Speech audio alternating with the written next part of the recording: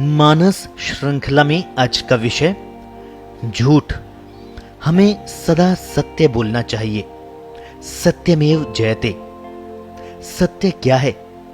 ब्रह्म सत्य, जगन मिथ्या। जो दिखाई दे रहा है वह भी मिथ्या है। हां, क्योंकि हर पल बदलता रहता है। जैसे नदी का पानी प्रतिक्षण अपना स्थान, स्वरूप और प्रभाव बदल लेता है। नियति को सत्य कहा है। पानी नीचे की ओर बहता है, अग्नि ऊपर को उठता है, वायु तिरछा बहता है। ये नियति सत्य है जो कभी नहीं बदलता।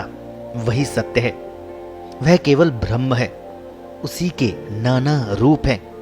उसी का सारा विवर्त है। हर कार्य के पीछे कारण रहता है। कारण एक रहते हुए भी कार्य अनेक हो सकते हैं। बीज एक है, उससे तना, टहनियां, पत्ते, फूल, फल आदि स्वरूप प्रकट होते हैं। जो सत्य नहीं होता उसे लोक व्यवहार में झूठ कहते हैं। काल्पनिक, अवास्तविक या मिथ्या भी कह देते हैं। सत्य छिपता नहीं है, एक ही रूप हो सकता है। झूठ का कोई निश्चित स्वरूप भी नहीं होता, बदलता रहता है। आकाश या जल की तरह फैला होता है। मैं जितने लोगों से मिलता हूं, व्यवहार करता हूं, सब भिन्न होता है। माँ बाप से अलग, बच्चों से अलग, मित्रों से अलग, व्यावसायिक लोगों से अलग, अजनबियों से अलग, और भी न जाने कितने रूप में मिलता हूं लोगों से। हर एक के साथ नया चेहरा, नया मुखौटा। किसी को भी मेरा सही चेहरा दिखाई नहीं देता। यही झूठ है। सच होता तो सबको मेरा चेहरा एक सा दिखाई देता। किसको याद रहता है सत्य? एक और सत्य होता है जिसके भी केंद्र होता है, परिधि या स्वरूप होता है। उसे सत्य कहते हैं। जिसके केंद्र परिधि नहीं होते वह रित कहलाता है। फैला हुआ, हवा, जल, आकाश आदि। इसीलिए कहते हैं कि झूठ के पांव नहीं होते। जिसे हम सत्य कह रहे हैं वह ब्रह्म का विवर्त है। माया तैयार करती है, बनाती है तो बिगाड़ भी सकती है। ये माया द्वारा निर्मित विश्व झूठ होते हुए भी सत्य है। यानी झूठ भी अपने आप में एक सत्य है। झूठ बोलना कारणवश भी होता है और किसी न किसी भय से भी। भय तो सबसे बड़ा मृत्यु का ही होता है। फिर भी इनके रूप हैं और मूल में सारे रूप मृत्यु से ही निकलते हैं। लोभ, स्वार्थ, ईर्ष्या, संकट काल, हानि का डर आदि कई कारण भी होते हैं कि व्यक्ति झूठ बोलता है। अहंकारवश अपनी होशियारी दिखाने को, किसी को नुकसान पहुंचाने अथवा गुमराह करने को, अज्ञान छिपाने को आदि हजारों कारणों से व्यक्ति झूठ बोलता है। झूठ का अर्थ है सच्चाई से दूर। जैसे नदी जल को उद्गम से दूर ले जाती है, जैसे भौतिक चकाचौंध व्यक्ति को मुंह में बांध लेती है, भारी विश्व में उलझे रहने को विवश करती है। व्यक्ति आत्मा से दूर रहकर भ्रम में जीता है। इसी के निराकरण के लिए तो योग का सहारा लिया जाता है, ताकि उसे झूठ और सत्य का भेद समझ में आ सके। पुरुष और प्रकृति मिलकर ही सृष्टि को चलाते हैं।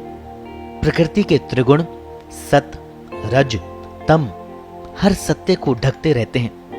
व्यक्ति की कामनाएं, महत्वाकांक्षाएं, असुर प्राणों के प्रभाव एवं प्रारब्ध भी यथार्थ से व्यक्ति को दूर ले जाते हैं।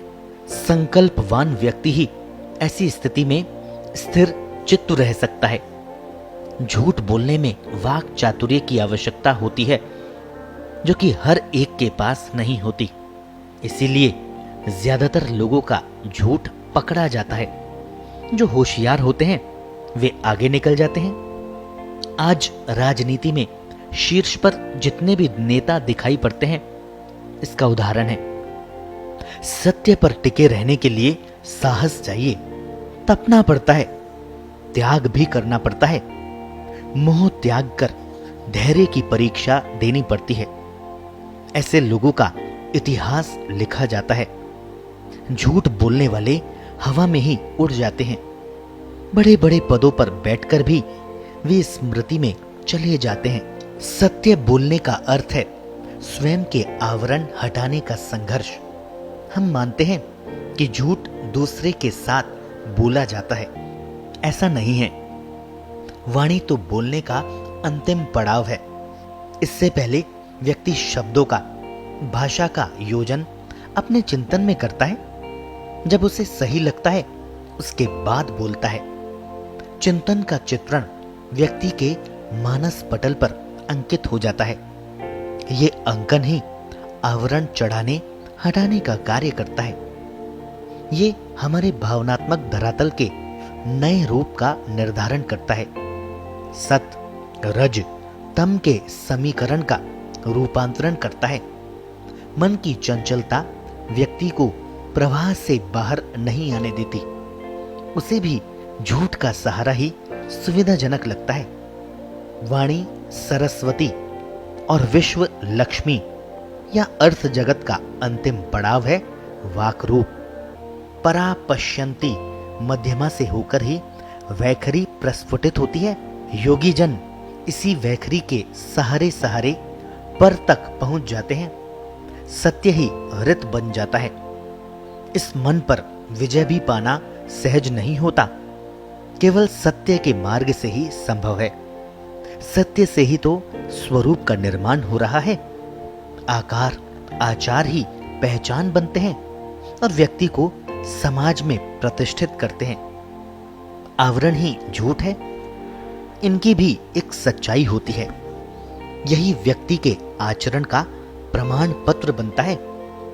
एक दीपक के चारों ओर जिस रंग का कागज सिलोफिन लगाएंगे वैसी ही दीपक की लौ नजर आएगी।